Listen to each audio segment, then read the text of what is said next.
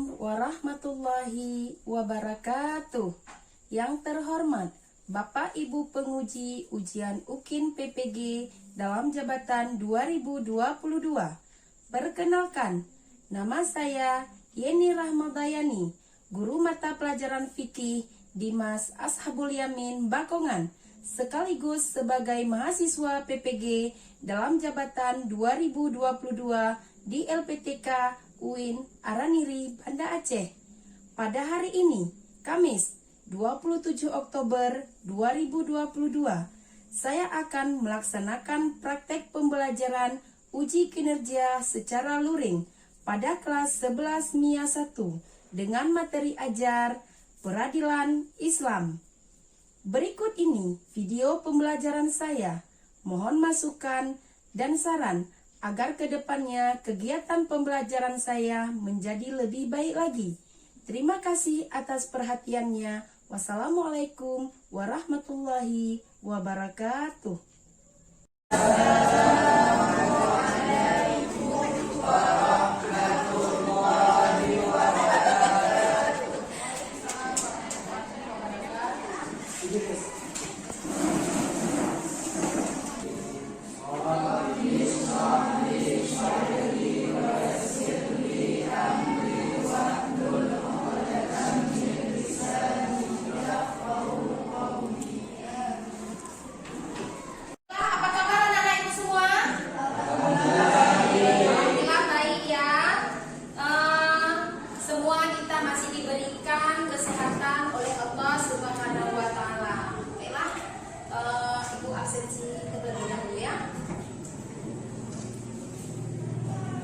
Asmaul Husna, Aswakul Khairah, Azizi, Hendri Amri, Lia Santika, Nasira, Muhammad Ali, Amanda, Sastra, Serofi, Sintia, Suwardi,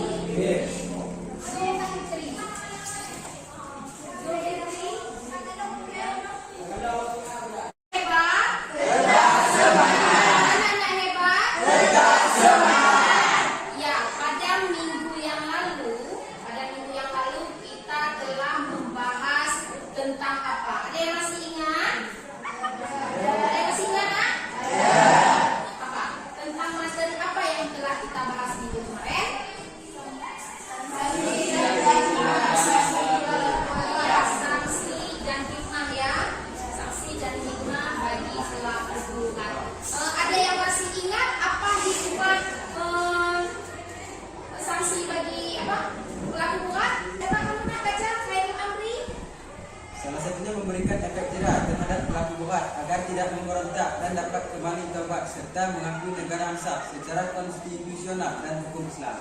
Iya, bagus. Ya, adanya hikmah hukuman bagi pelaku buat memberikan efek jerah. Bagi siapa nak? Bagi pelaku, supaya pelaku tersebut berpikir-pikir dahulu sebelum bertindak. Baiklah anak-anak ibu sekalian, pada hari ini kita akan mempelajari tentang peradilan Islam. Bisa dilihat pada layar yang telah ibu tampilkan. Sebelumnya ada tahu apa itu peradilan Islam? Atau tahu nggak apa itu peradilan? Apa itu nak peradilan? Peradilan adalah suatu bentuk peradilan yang diberikan oleh pihak-pihak yang berwajib. Di layar ibu tampilkan yang namanya kompetensi dasar. Silakan kalian perhatikan pada layar yang ibu tampilkan.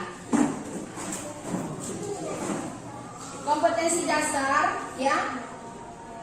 Yang pertama, menghayati ketentuan Islam tentang peradilan. Kemudian mengamalkan sikap adil dan patuh kepada hukum sebagai implementasi dari pengetahuan tentang peradilan Islam. Kemudian menganalisis peradilan Islam dan hikmahnya. Dan terakhir adalah mengkomunikasikan penerapan ketentuan peradilan Islam. Itu kompetensi dasar kita. peradilan Islam. Yang pertama, ya anak-anak ibu nanti bisa menjelaskan pengertian peradilan Islam dengan benar, kemudian mampu menguraikan fungsi peradilan Islam dengan berani dan baik. Kemudian melalui diskusi kelompok, peserta didik dapat menunjukkan ketentuan hukum peradilan Islam, dan yang terakhir menyimpulkan hikmah peradilan dalam Islam dengan benar. Itulah tujuan dari pembelajaran kita pada hari ini. Kemudian adapun manfaat dari kita mempelajari materi peradilan Islam, ya, dengan adanya peradilan maka akan terciptanya keadilan dalam kehidupan bermasyarakat, karena masyarakat memperoleh hak-haknya melalui jalur yang sah dalam kehidupan bernegara. Itulah manfaat dari mempelajari peradilan dalam Islam. Pada evaluasi awal ini, ibu akan membagikan satu soal kepada kalian semua. Silahkan kalian jawab. Ya, ada satu soal, ibu memberikan waktu 3 menit untuk kalian jawab dan selesaikan, ya.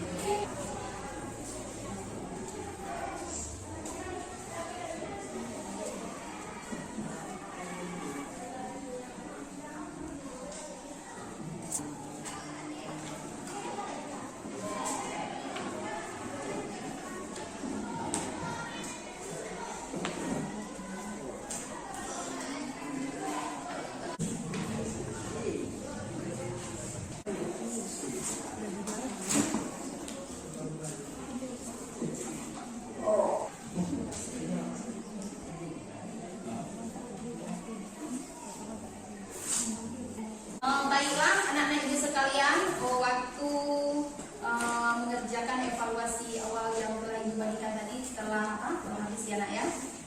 Sekarang mari dikumpulkan.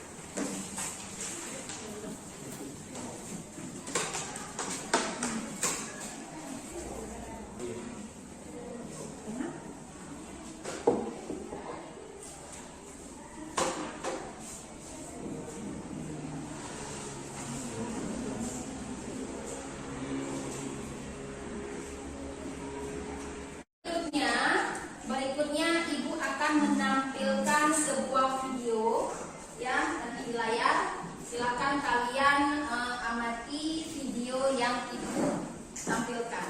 Agung Sudrajat Dimyati, Indonesia Corruption Watch atau ICW bersama Mahkamah Agung dan reformasi hukum peradilan pasca hukum tersebut akan dibuat integrasi sistem peradilan sehingga fungsi dan batasan kewenangan setiap lembaga hukum bisa diatur lebih jelas dan tidak disusupi modus kejahatan. Kasus suap Sudrajat Dimyati menambah benar jika sistem peradilan negeri ini membutuhkan pembenahan dan perubahan. Banyaknya kasus suap menyuap di lembaga peradilan menunjukkan bahwa dalam sistem demokrasi kapitalisme, keadilan ada segala cara. Cara instan memenangkan keadilan adalah dengan materi atau uang. Sedangkan sebagai di sini adalah sistem kapitalisme dengan asas-asas Islam menjadikan orang-orang berwatak materialistis mengambil gaya hidup hedonis sesuai hawa nafsu seperti halnya hukum dalam demokrasi. Ketiga, hakim diwajibkan menerapkan hukum secara adil dan menjeratkan sesuai kepada pengumuman ke masyarakat, cambuk hingga hukuman mati.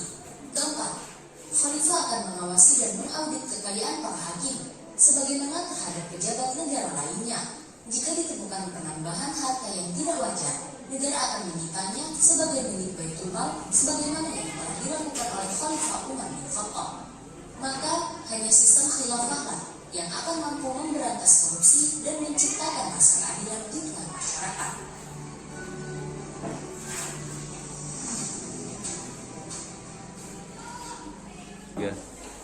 Baiklah, itulah sekilas, ya, video yang telah ibu tampilkan. Ada yang tahu itu video tentang apa, nak? Di situ ada kasusnya seperti peradilan seseorang yang korupsi. kelompok, ya. Silahkan kalian kerjakan dan jawablah pertanyaan-pertanyaan yang ada pada LKPD tersebut, ya, dijawab sesuai dengan instruksi pada LKPD ini, nak, ya.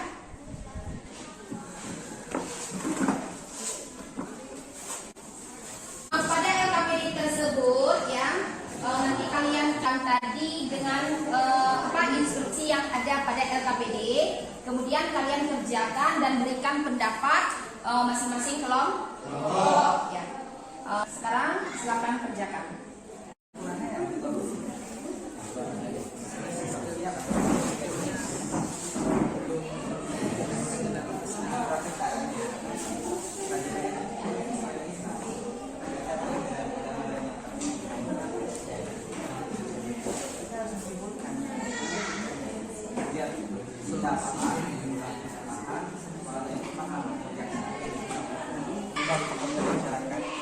Karena ini posisi untuk kita misalkan ada yang penting mana terus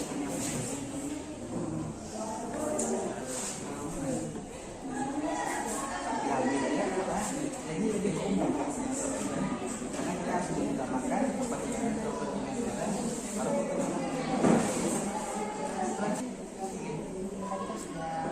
Tinggal kalian kalian yang apa yang diinstruksikan pada LKPD ini kemukakan alasan ya, kalian kemukakan alasan tentang video yang dalam ilmu kandungan tadi dengan merumuskan pengertian daripada peradilan Islam.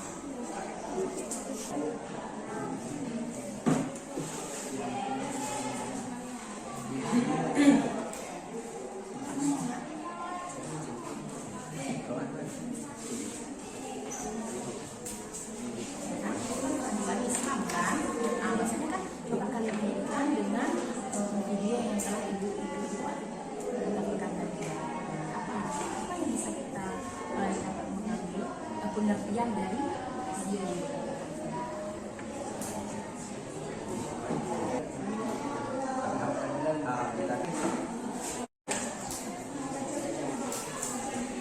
Setelah menerima video tersebut, diskusikan dengan teman kelompok masing-masing untuk merumuskan pengertian dan fungsi peradilan dalam Islam.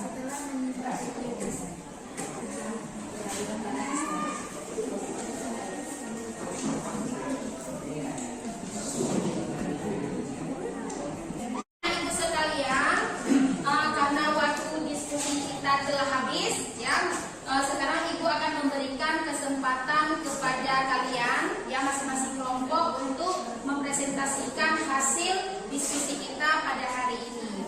Nah, untuk kesempatan yang pertama, Ibu akan memberi kesempatan kepada kelompok 1 untuk mempresentasikan hasil dari diskusi kelompoknya. Silakan. Assalamualaikum warahmatullahi wabarakatuh.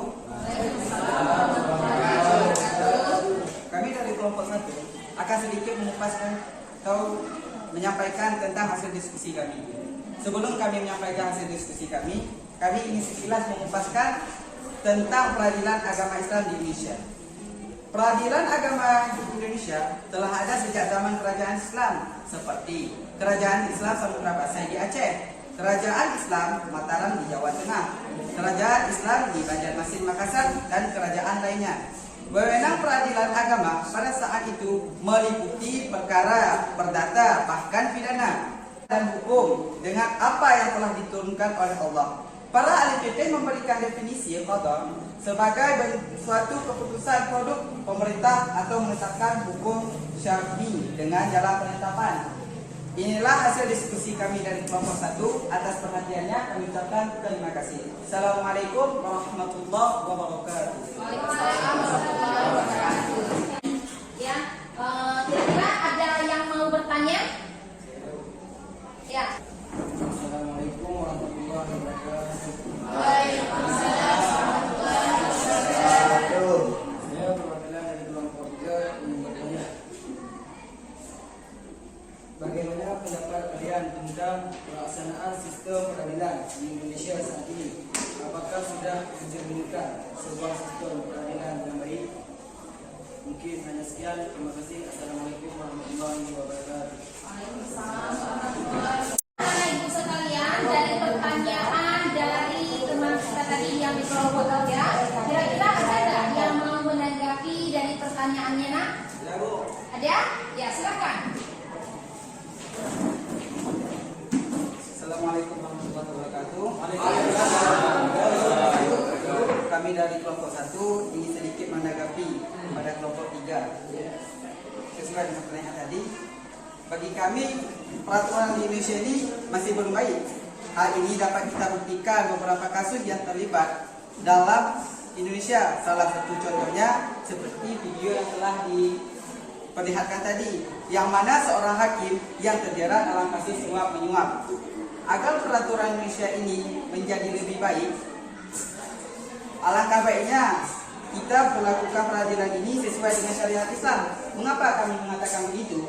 Karena peradilan di Indonesia ini, jika dikaitkan dengan peradilan Islam, insya Allah akan terciptanya sistem peradilan yang mampu untuk menghilangkan korupsi atau suap menyuap di negara kita ini. Karena pengadilan dalam Islam sangat memelihara hak-hak manusia, menjaga jiwa dan harta serta lainnya. Jika peradilan di Indonesia ini disertai dengan syariat Islam, maka insya Allah akan menciptakan ketertiban dan ketentraman masyarakat, mewujudkan keadilan yang menyeluruh bagi seluruh lapisan masyarakat, melindungi jiwa, harta, dan kehormatan masyarakat, dan mengaplikasikan nilai-nilai amar ma'ruf nahi munkar dan menyampaikan hak akan mereka lakukan kepada siapapun yang berhak menerimanya, dan menghalangi orang-orang zalim dari tindakan aniaya dan suka semena-mena. Hanya inilah hasil diskusi dari kelompok kami. Semoga dapat menjawab pertanyaan dari kelompok 3. Lebih dan kurang kami ucapkan terima kasih. Assalamualaikum warahmatullahi wabarakatuh. Tanggapan dari kelompok 1 yang bahwasannya seperti yang telah kita lihat bersama pada tayangan tadi, ya.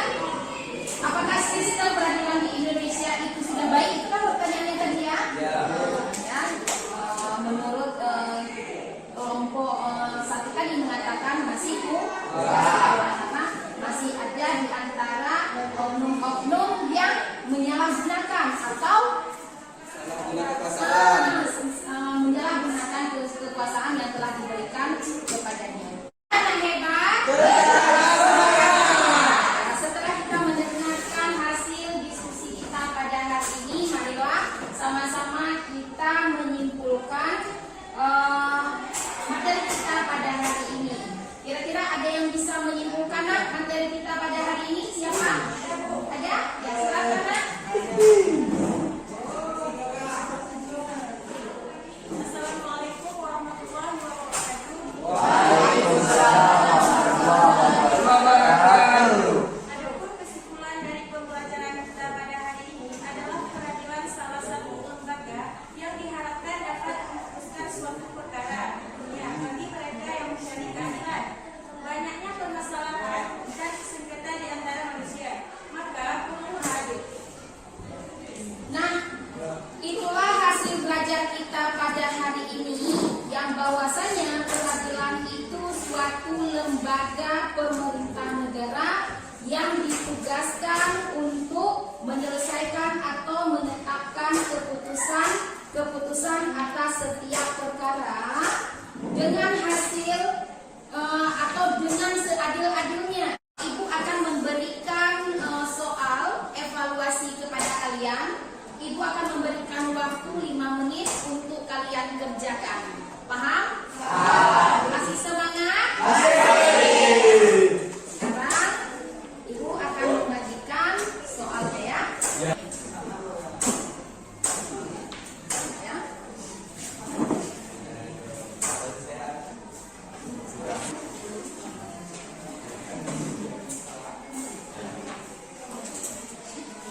Sekarang waktunya untuk mengerjakan soal yang telah Ibu bagikan.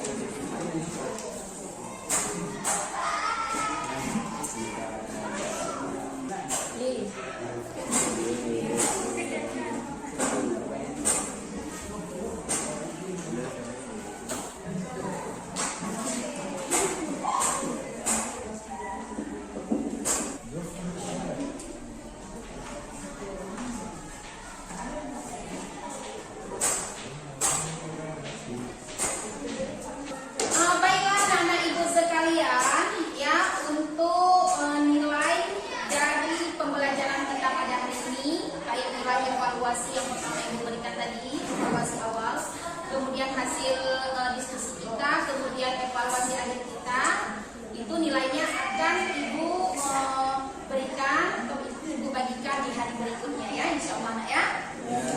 Ya, bagaimana nak belajar pada hari ini? Senang kasih senang? Ya, untuk pertemuan kita selanjutnya kita akan membahas materi tentang hakim. Ya, di dalamnya nanti ada pengertian hakim, kemudian syarat-syarat hakim, kemudian status hakim dan konsekuensinya, serta hakim, kedudukan hakim oleh seorang wanita. Itu akan kita bahas insya Allah minggu depan.